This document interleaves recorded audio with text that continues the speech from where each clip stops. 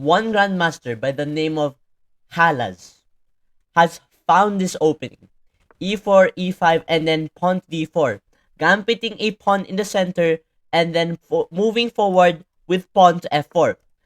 When he played this opening, he won 8 games in a row with this opening.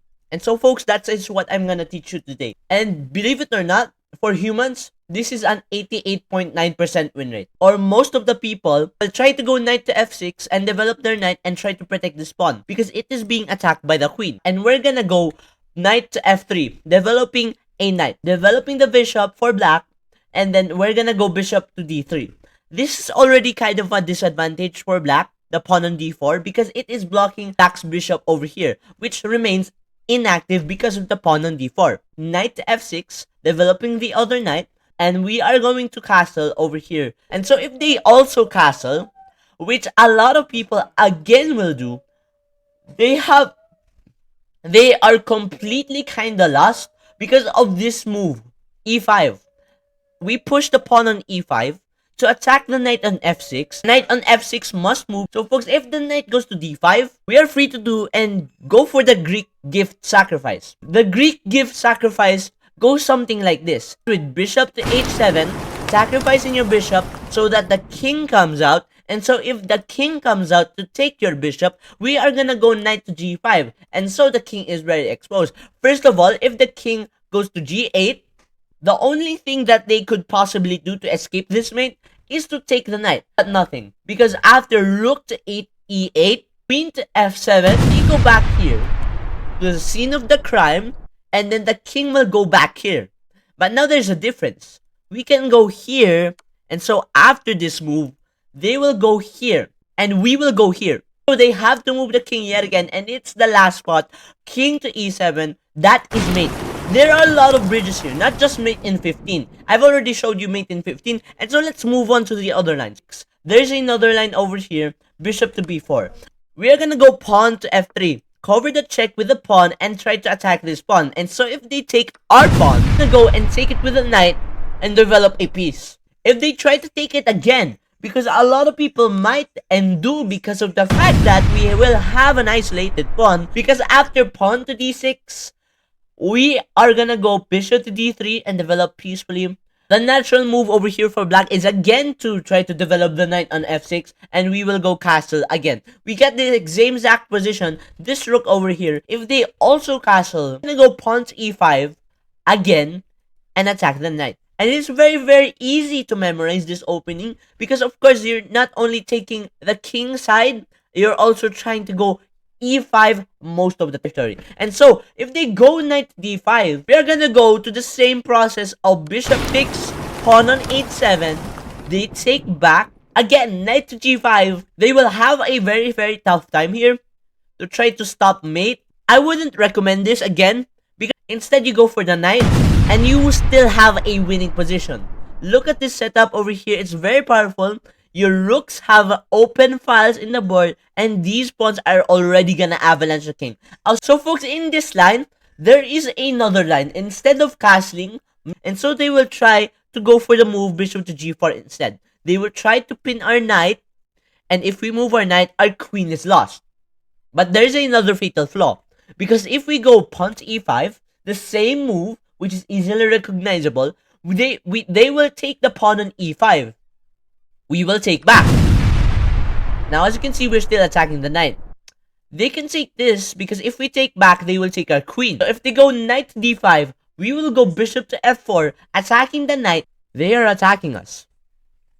This is a crazy sacrifice because after they take the bishop on f7, after sacrificing our bishop, is to go knight to g5. So folks, the checkmate is rook to f8. And why? Because if they take with the queen, this sneaky queen move, b3 has a large diagonal to check the king on g8. And they have to cover. They can cover, they can delay checkmate, but they cannot stop it. Because look, if they cover up with the knight, the best move, we will just take it and with check. And they have to cover up again with the bishop, we'll take and it's still check. And it's mate if they don't cover it again.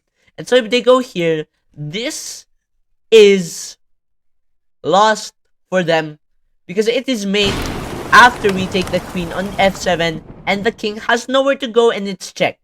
So folks, basically it's made from there on out, but if they don't take with a queen and instead take with a king on f8, well folks, we are gonna go queen to f1 and that's checked to the king on f8. They have to go here. And can you see the mate in one at this point? It's queen to f7. It's a very easy checkmate to see this. There might be a better move. c5 could be a better move. And so folks, if we go knight to f3, the same line, they go knight to f6, we go bishop to c4. Last time, we go here. Now this time, we go here. If pawn to c5 happens, we are gonna go bishop to f4 and try to attack this pawn this time. So that maybe we could fork them in our plan. We're there.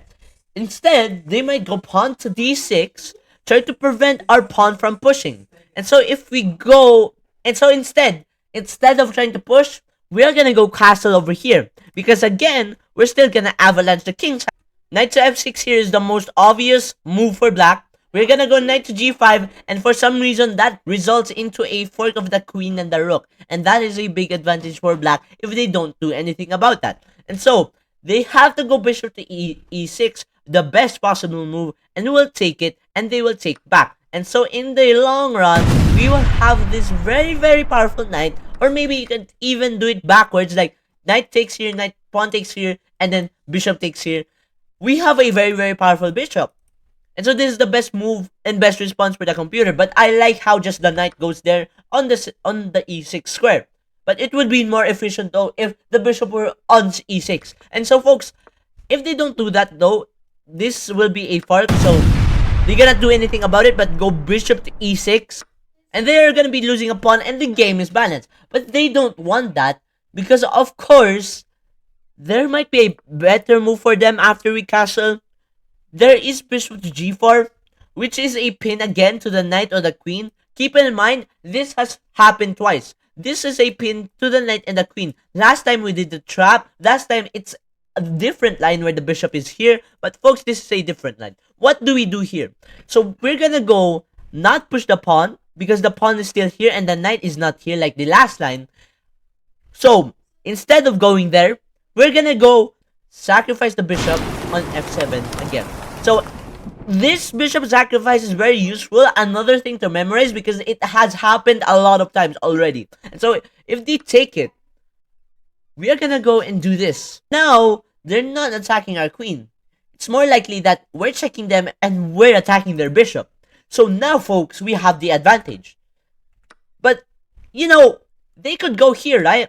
But that's nothing. We could go pawn takes queen, and that would be checked, and also we're attacking the bishop. And if they go here, of course they will blunder, and so they have no option but to move. The best response over here is going king to e8.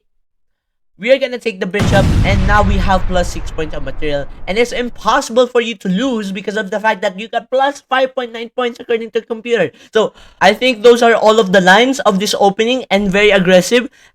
I recommend you to try more lines and try to go for the database and see what people try to do with this opening so that you got more an in-depth view about this opening. And so folks, I think that's all for this video. See you guys in the next video. Please like and subscribe to motivate me to make more videos like this. And see you guys in the next video. Peace out.